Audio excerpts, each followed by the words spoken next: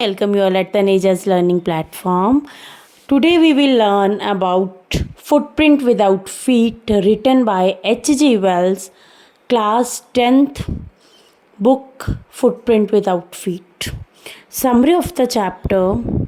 Griffin was a brilliant scientist. He conducted many experiments. One day he discovered a wonderful drug. It could make him invisible. He took that drug and became invisible. He could see everybody, but nobody could see him.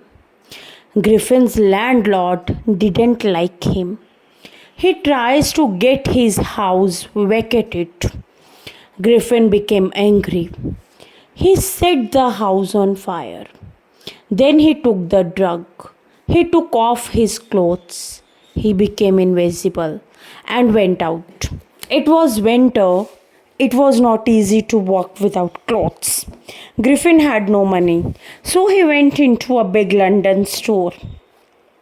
He stole clothes from there. When he walked with those clothes, it seemed as if a headless man was walking. He took meat, coffee, sweets, and wine from the kitchen of the store. Then he slept on a pile of quilts there. The next morning he didn't wake up in time. The shop assistants arrived and saw him. Griffin ran out of fear. The assistants ran after him. Griffin took off his clothes one by one.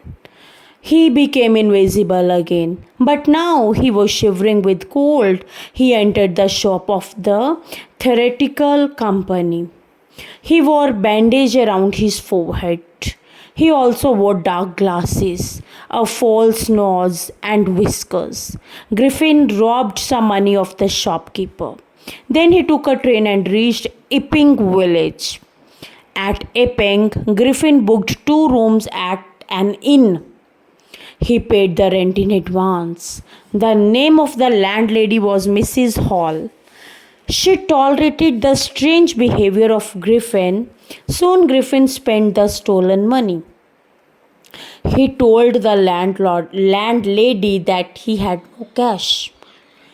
He said that he was expecting a check. The next day he stole money from the house of the clergyman. The clergyman and his wife were surprised. Then they had seen anybody coming. The room was empty. Even then the money was stolen. After some time, the landlord and his wife found that Griffin's room was open. They entered the room, but there was nobody. Griffin's clothes and bandages were lying on the floor. Suddenly, the hat jumped and struck Mrs. Hall's face.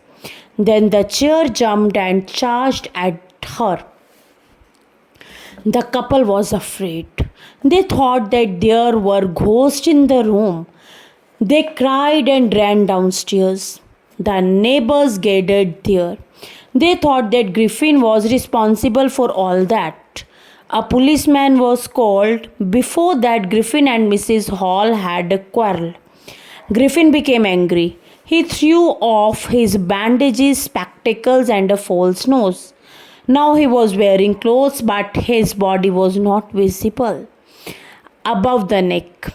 The people were horrified when they saw a headless man. Just then the policeman came. He was also surprised when he saw a headless man.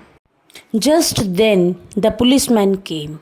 He was also surprised when he saw a headless man. He tried to catch Griffin, but Griffin started taking off his clothes. He became invisible. Those who tried to catch him got blows out of the air.